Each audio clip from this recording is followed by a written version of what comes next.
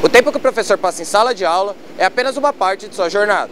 Além de preparação de aulas, os trabalhadores em docência se dedicam cada vez mais a ações e atividades extraclasse. Mas essa realidade pode ser perversa, principalmente para quem leciona no setor privado de ensino.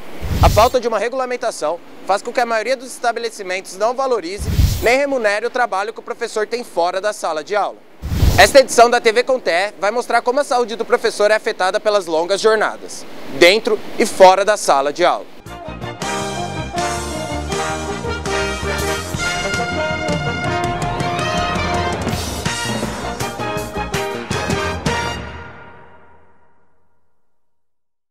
Com mais de 1 milhão de habitantes, o município paulista de Campinas não é apenas um dos mais populosos do país. Situada a quase 100 km de São Paulo, a cidade também se destaca como um dos principais polos acadêmicos e científicos brasileiros. Sede de importantes universidades e institutos de pesquisa, públicos e privados, Campinas responde por cerca de 15% da produção científica brasileira. Apesar de sua posição de vanguarda, até mesmo a cidade de Campinas não foge à regra no tema atual: as más condições de trabalho para um professor de ensino superior privado. Quem estudou o assunto foi a psicóloga e professora Liliana Aparecida de Lima. Ao defender sua tese de doutorado na Faculdade de Educação da Unicamp, Liliana mostrou o quanto é dura a realidade dos professores universitários de Campinas. Segundo a tese, o dia a dia desses trabalhadores tem piorado desde a década de 80, a ponto de os professores terem cada vez menos privacidade e tempo livre. Entre os professores do ensino superior privado em Campinas, 52% sofrem com doenças físicas e psicológicas, decorrentes do trabalho. 88% dizem estar estressados. 52% temem perder o emprego. 76% têm a vida privada invadida pelo trabalho. Mesmo com essas condições, 68% não pretendem deixar a docência. Eu não pesquisei as condições objetivas. Eles é que trouxeram as condições objetivas que vivem no seu trabalho e como é que essas condições impactam a sua subjetividade, ou seja, como é que a sua subjetividade se manifesta a partir desta condição material que eles vivem. Mas há aí uma contradição, quer dizer, os professores sofrem, têm medo, adoecem, se dizem estressados, com a vida invadida pelo trabalho, mas 68% deles não abandonariam a profissão. Eu fiquei surpresa, levando em consideração ao tempo de docência desses professores, por terem 10 anos de profissão, né? Então é pouco tempo, digamos assim, é uma década de exercício docente para tanto impacto nas suas subjetividades. Para Liliana, é necessário que os professores se organizem para resistir a essa ofensiva. A tese de doutorado da pesquisadora aponta que a categoria deve apostar mais no movimento sindical. Agora, de que forma que nós podemos ter um espaço garantido para falarmos das nossas condições? É preciso proporcionar um espaço. De que forma que esta associação poderia proporcionar momentos, espaços de participação dos professores para que eles, à medida em que estão juntos, fazendo uma determinada atividade, participando de uma determinada atividade, possam também ter espaço para trocar ideias a respeito de como vivem as suas condições de trabalho. O sindicato do qual eu faço parte, de que forma que ele pode traçar alguma política ou algumas políticas de reunir os docentes, de reunir os professores, que os professores se sintam motivados a se reunir, né? Não estou falando de assembleia, viu? Não estou falando de assembleia, não estou falando de espaços só pedagógicos, estou falando de espaços onde os docentes possam sentirem motivação para estarem juntos falando das suas condições de trabalho. É necessário ter caminhos para isso. Para falar do dia a dia da carreira docente, a TV Com TE ouviu 2 professores que atuam no movimento sindical. Eles relatam que a saúde do trabalhador está sempre sob risco e que a jornada prolongada é um dos principais fatores. A saúde do trabalhador. Todo trabalho, evidentemente, tem seu estresse. No caso do professor, o estresse ele é múltiplo por conta das diversas situações que ele vive. Uma hora um professor tem problema de disciplina, outra hora ele tem problemas de uma grande carga horária, e essa carga horária produz um abalo emocional muito grande, porque não é apenas o trabalho da sala de aula. Ele carrega essa carga horária para o seu tempo de ociosidade, no momento em que tem que corrigir provas, tem que corrigir trabalhos, fechar notas. A gente sabe que muitas escolas obrigam os professores a alimentarem blogs, plataformas e outras interatividades com o aluno, que na maioria das vezes é feita fora do seu ambiente de trabalho e além da sua remuneração. É muito comum você encontrar professores aí no dia a dia, né, absolutamente roucos. E o interessante é que eles não se percebem que estão com rouquidão. Se acostumaram com o timbre de voz, né, porque falam muito, às vezes, no meu caso, os 3 turnos, salas de aula cheias de alunos, né? Então, para além de falar, você tem que elevar o seu tom de voz, forçar as suas cordas vocais, e aí acaba, né, com rouquidão. Há outros aspectos, por exemplo, de trabalhar nos feriados, nos domingos, né? Isso é praticamente uma regra para o professor, porque é tempo que ele tem para fazer correção dos trabalhos, planejamento, preparação de aulas, né? Em sala de aula ele não faz isso. Então, quando é que ele faz? Ele não é remunerado para fazer isso, inclusive. Ele acaba levando para a vida privada, né? Para onde ele convive com a família, com os amigos, onde ele poderia ter um espaço e o tempo para a prática do lazer e do descanso. Na verdade, ele acaba consumindo esse tempo com atividade extraclasse. Na educação infantil e no fundamental, que é do primeira fase de 1º ao 5º ano, são todas mulheres.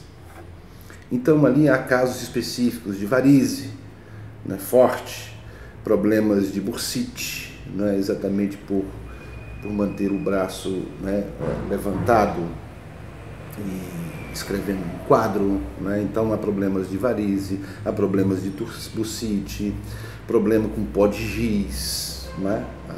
Tosse, rouquidão, né? Então nós recebemos essas denúncias permanentemente no sindicato, são frequentes.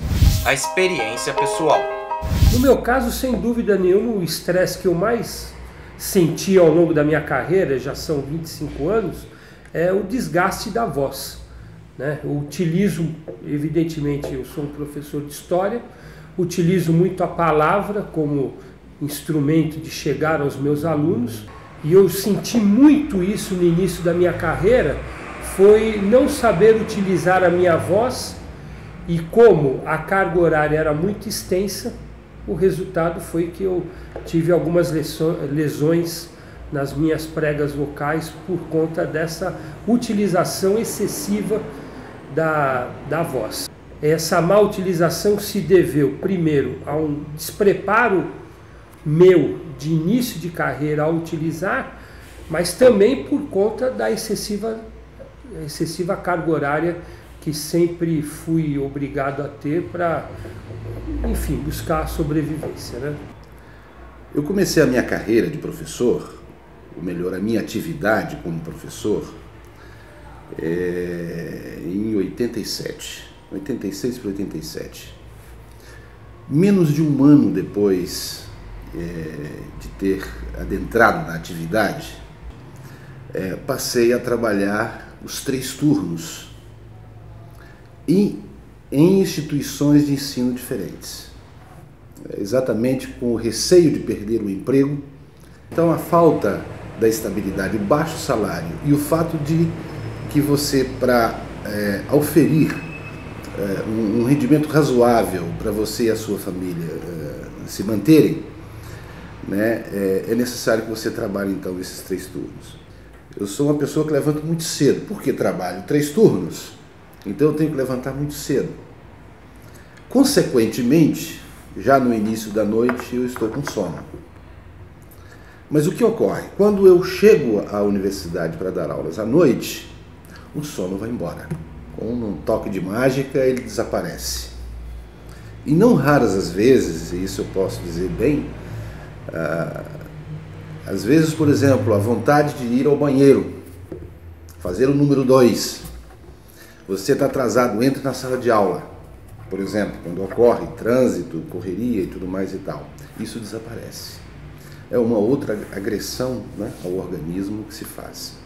Pela questão mesmo psicológica, pelo compromisso, pela correria, pelo estresse, acaba que o sono vai embora, as necessidades fisiológicas ali naquele momento desaparecem. Consequentemente, isso virá depois.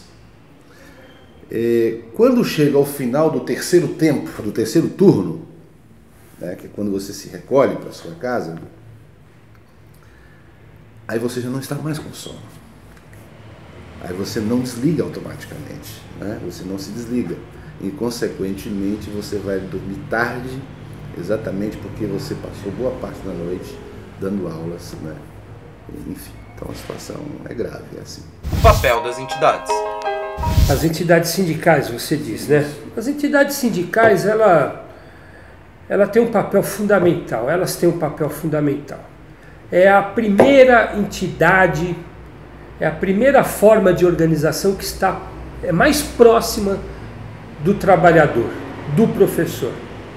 É mais fácil, é menos burocrático um professor ou um empregador de qualquer outra área procurar a sua entidade do que procurar os órgãos oficiais. Os sindicatos fortes, os sindicatos presentes, eles têm uma maneira coercitiva de resolver o problema no nascedouro. Evidentemente que se não conseguir resolver ali, outras atitudes devem ser tomadas. E aí sim, vai para a Justiça, e aí sim, vai para o Ministério do Trabalho.